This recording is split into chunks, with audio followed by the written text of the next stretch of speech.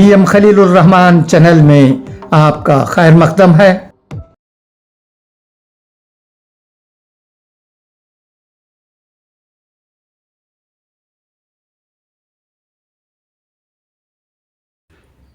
Assalamu alaikum.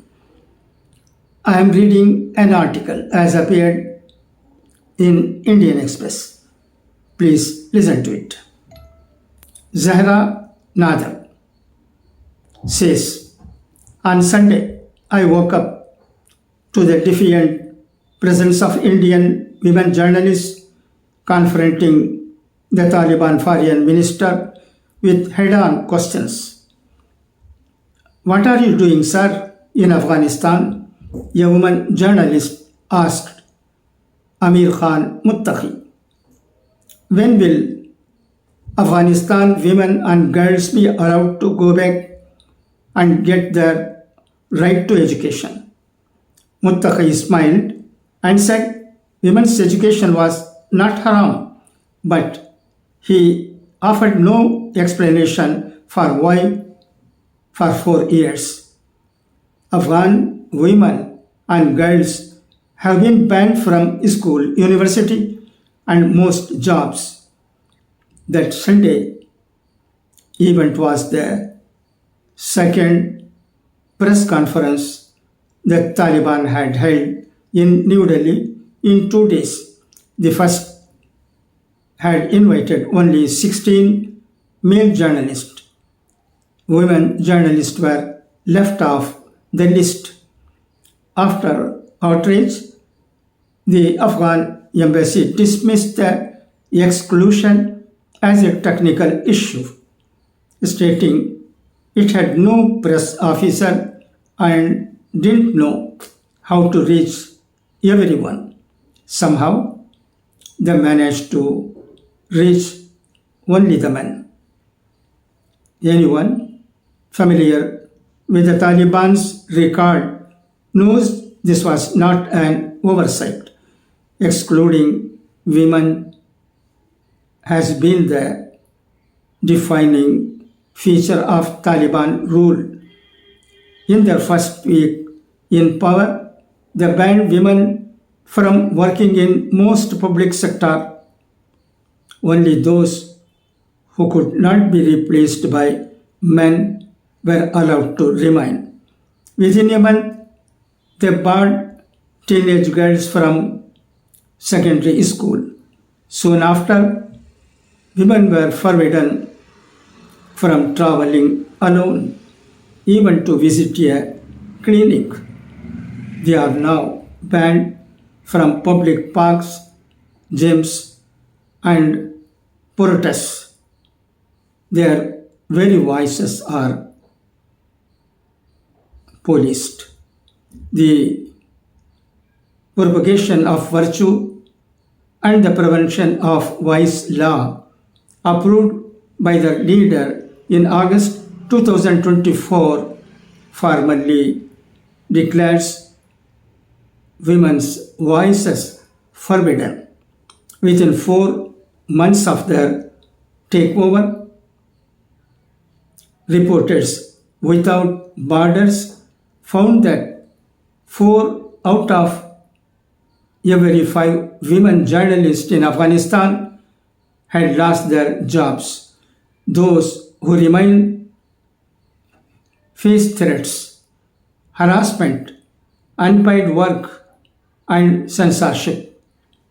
In at least 19 provinces, no woman journalist is officially working. A 2025 report by the Afghanistan Media Support Organization AMSO, which surveyed 100 female journalists, shows that only 7% of Afghan women journalists can still work openly, while 33% work in secret and 42% have left journalism entirely. More than 2/3 report censorship or intimidation. The report calls this a system of overlapping barriers that increase risk and silence. The timing of the Taliban delegation's visit to India could not have been more striking. From October 8 to 10, the People's Tribunal for Women of Afghanistan convened in Madrid, where 24 Afghan women testified before a panel of international judges. Their testimonies were searing indictments of Taliban rule. The judges acknowledged in their preliminary findings that the Taliban's treatment of women amounts to gender persecution, a crime against humanity. One of the tribunal's central demands was explicit: do not recognize or normalize the Taliban. Yet, even as Afghan women were pleading to be heard in Madrid, India was hosting the Taliban delegation for a week long visit, meeting officials, speaking with the media, rubbing salt in the wounds of Afghan women and people. Among those who testified in Madrid was a former Afghan television producer. She described how, after the Taliban's return, women were first dismissed from newsrooms under the pretext of budget cuts, then slowly erased from the media landscape. When she and other women journalists tried to hold a press conference to protest their exclusion, Taliban forces raided the venue before it began. They cursed us, saying we made them look like demons to the world. They locked us in a room and threatened us with prison if we spoke again, she told the tribunal. That night, she did not return home. Taliban forces raided her house, beating her husband and son while searching for her. Today, I speak with a mask on, yet I am still afraid, she said. Women are not allowed to speak. They tell us, don't raise your voice. It is forbidden. Cover your face. Girls are taken by force and disappeared, while people remain silent out of fear. Please carry out voices to everyone who has the power to hear us. Her plea must be heard in India because when a democracy like India welcomes the Taliban as political interlocutors, it sends a chilling message that the systematic erasure of women can be tolerated for strategic convenience, that women's rights are expendable, a collateral cost of diplomacy. As an Afghan woman journalist, I want to warn you that this message means. What this message means: when the Indian government receives the Taliban without publicity, challenging their record on women's rights. It crosses the line from diplomacy into complicity. It lends legitimacy to a regime built on the exclusion of women and becomes a partner in the normalization of their misogyny.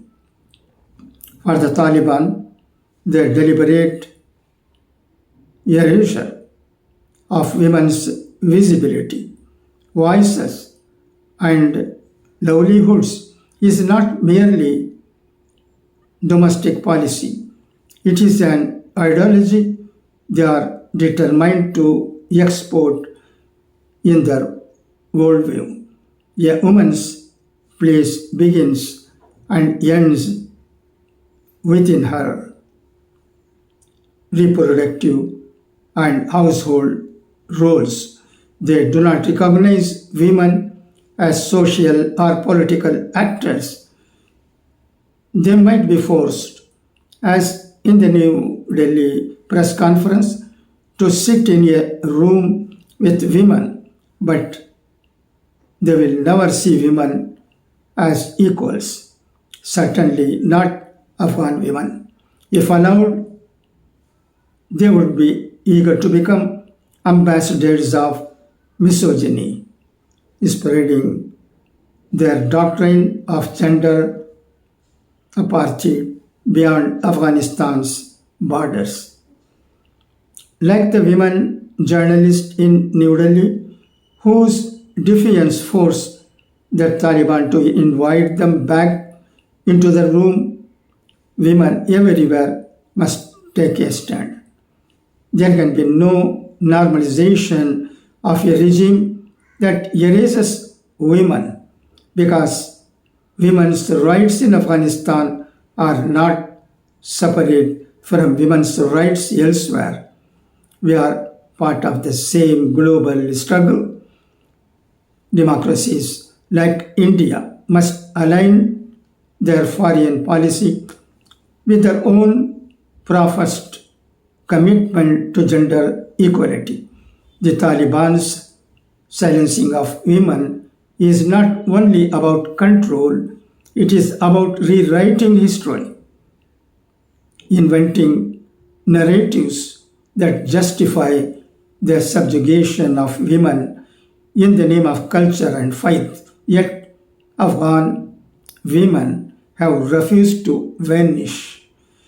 They have continued to speak, to teach, to report, and to fight, often at immense personal risk.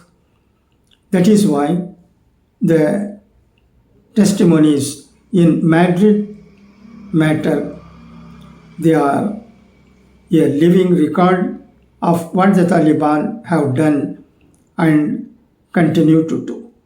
That is why the confrontation in New Delhi matters became because it revealed who stands on the side of humanity, who refuses to look away, and that is why solidarity must move beyond sympathy into action, demanding that women be present, visible, and heard in every forum where Afghanistan's future is discussed. The world cannot claim to stand for women's rights while shaking hands with those who silence them. The first step toward justice for Afghan women is refusing to make their oppressors respectable or their erasure normal. This writer, based in Canada, is editor-in-chief of Zen Times, which covers human rights in Taliban-controlled Afghanistan. What do you think of this article? It has appeared, as I said, in Indian Express. Thank you for your listening.